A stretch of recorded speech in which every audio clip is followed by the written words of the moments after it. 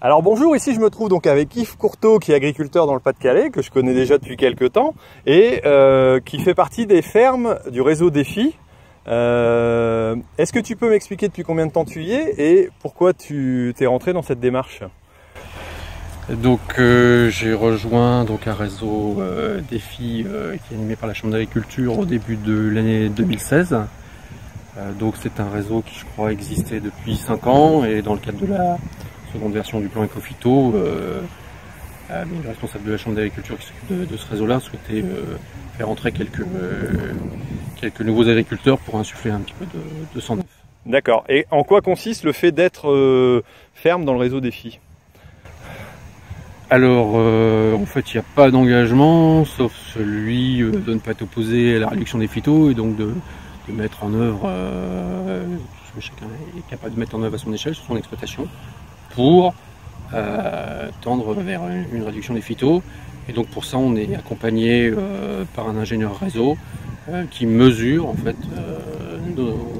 l'impact éventuellement des mesures qu'on peut utiliser pour réduire les phytos, quoi, c'est ça? Bon, en fait, tous les ans, on a un bilan chiffré, donc le calcul de l'IFT en fait par culture, par type de produit, donc les herbicides et les hors herbicides. Et donc ça pour chaque culture et pour l'ensemble de l'exploitation. D'accord, donc on essaye de voir sur des exploitations concrètes avec des exploitants les leviers qu'on pourrait utiliser, qu'on a peut-être essayé en test ailleurs avec je suppose des outils de binage, des outils alternatifs. C'est pour voir une concrétisation, j'allais dire, d'essais qui ont été faits auparavant dans d'autres occasions, quoi. Donc en fait c'est pas vraiment des essais, hein, c'est une exploitation. C'est une application concrète, quoi, de voilà, technique. Moi j'étais pas dans le réseau, j'ai eu ici un point zéro. Je vois déjà que j'ai déjà un premier point, on va dire, de ma situation, suite à 10 années, j'allais dire, d'efforts qui n'en sont pas, hein, finalement, de travail pour tendre à une utilisation réduite des phytos. D'accord. Et alors, quand on est agriculteur, alors je sais que ça fait longtemps que tu fais des essais, on en parlait tout à l'heure, c'est parfois difficile de limiter de changer ses habitudes et de limiter ses pratiques en disant je vais réduire mes phytos, ça va être un risque énorme. Donc je sais que la première fois par exemple où tu n'as pas traité les blés en fongi, le premier traitement que tu avais loupé, tu disais c'est compliqué, quoi, ça fait peur, quoi. Ben, voilà, en fait, pour se rendre compte des choses, il faut les essayer par soi-même, chez soi, dans ces conditions. Alors c'est vrai que c'était en 2009, donc j'avais participé à une expérimentation qui était mise en place aussi par la Chambre d'agriculture avec l'agence de l'eau, sur ce qu'on appelait des conduites intégrées. Donc là c'était des bandes comparatives, hein, en parcelles, donc des grandes bandes de 24 mètres, où on avait plusieurs types de conduites. Et donc c'est vrai que les principes de l'agriculture intégrée, c'était, une condition de été tolérante, de ne pas faire ce qu'on appelle le T1, le premier traitement fongicide, qui se fait généralement autour du stade de 2-2. Hein. Et donc c'est vrai que la première année, où c'était la première fois où je faisais pas de T1, comme on dit, j'étais vraiment angoissé de ne pas avoir traité cette parcelle, je pensais qu'elle allait décrocher. Et finalement, le jour où j'ai pu déclencher mon T2, le premier traitement, hein, au niveau de la dernière feuille étalée, c'est vrai que j'étais soulagé. D'accord. Et bien grâce à cette expérience, où j'ai pu voir que ça se passait finalement très bien, aujourd'hui, à chaque fois que je peux, c'est vrai que je me passe du T1. D'accord. Donc maintenant, c'est rentré dans tes mœurs, alors qu'au départ, c'était intégré le fait que, voilà, on faisait 3 traitements fongi, donc si on faisait pas le premier, on risquait quelque chose, mais que certaines années, on peut se permettre. Et toi, tu l'as vécu ça en testant simplement, quoi. Et voilà. Et on a tenu donc jusqu'au rendement, et là, j'ai bien vu qu'il n'y avait pas d'écart. Donc je me dis, finalement, ça peut fonctionner, ces choses-là. D'accord. Et donc ta démarche de fait de rentrer dans le réseau Défi, c'est sûrement aussi de dire, des fermes Défi, c'est sûrement essayer de dire, je peux essayer peut-être d'autres choses, d'autres techniques aussi, qui vont me permettre justement encore de réduire aussi la consommation en phyto et en voir les conséquences sur ton exploitation, sur ton fonctionnement, peut-être sur la partie économique aussi, quoi. Disons que c'est vrai, donc là je parle de 2009, donc ça faisait 7 ans que j'étais dans cette démarche-là.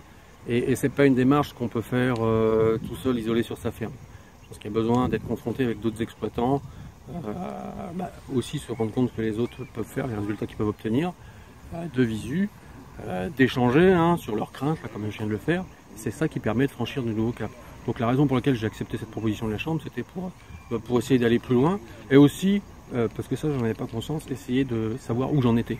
Parce que finalement, par petites touches, j'avais mené des actions, mais sans avoir conscience du résultat auquel j'avais abouti. Et ça m'a permis par exemple de constater que déjà, donc je crois que c'est pendant 2014, j'avais déjà obtenu une réduction de 30% des phytos par rapport aux moyennes régionales. D'accord, donc un exercice qui te permet de comprendre et puis d'appréhender cette réduction d'utilisation de produits phyto. C'est toujours intéressant de pouvoir mesurer concrètement le résultat du travail accompli, parce que sinon on a bien l'aspect économique, mais ça c'est quand même influencé par le niveau des prix des intrants. Là on a bien une mesure uniquement technique du niveau de produits phyto qui sont employés sur l'exploitation. Donc pour toi, c'est un intérêt concret de pouvoir échanger aussi avec d'autres, d'apprendre des nouvelles pratiques et puis d'avoir testé, d'avoir mesuré les conséquences de ces réductions de phyto. Clairement, mon objectif, j'avais un peu l'impression d'être en panne dans ma démarche de réduction. Je me dis, c'est là une opportunité de franchir une étape supplémentaire. Et tout à l'heure, donc je parlais de moins 30% en 2014. En 2015, j'étais à moins 44. Donc je me dis que finalement, il me manque plus grand chose. Alors j'ai pas encore le niveau de 2016, mais là je pense que ce sera beaucoup moins bon. Bien sûr, en 2017, on devrait pouvoir performer vu les conditions climatiques. Mais enfin voilà, je trouve que avec ce premier bilan de la situation actuelle, je l'ai trouvé fin.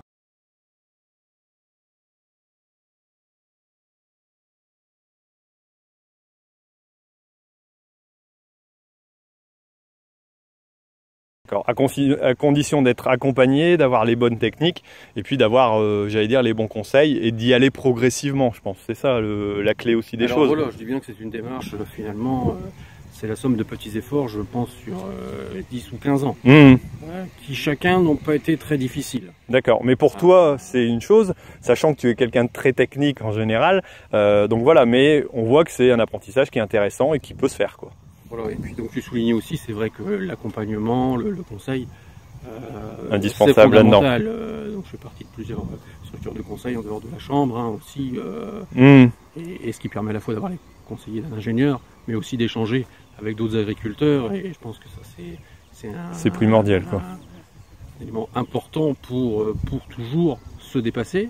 Il y en a un autre aussi qui est proposé par ces réseaux, c'est la formation. Parce que je crois, comme je disais, pour pouvoir s'abstenir d'un traitement, il faut avoir pleinement conscience de l'état sanitaire de sa culture, de savoir quels sont les seuils, jusqu'où on peut reculer, apprécier sa dynamique d'évolution, pour dormir tranquille sans traiter. Ok, bah merci Yves. Alors un bel exemple donc d'évolution et puis de réflexion sur, j'allais dire, sur la réduction d'intrants. Je te souhaite de continuer et puis de nous apporter encore des belles solutions pour l'avenir. Merci. C'est moi qui te remercie Thierry, puis un petit coucou à tous les auditeurs de ta chaîne. D'accord, bah on leur dit merci et puis bah à une prochaine. Salut. À bientôt. Merci.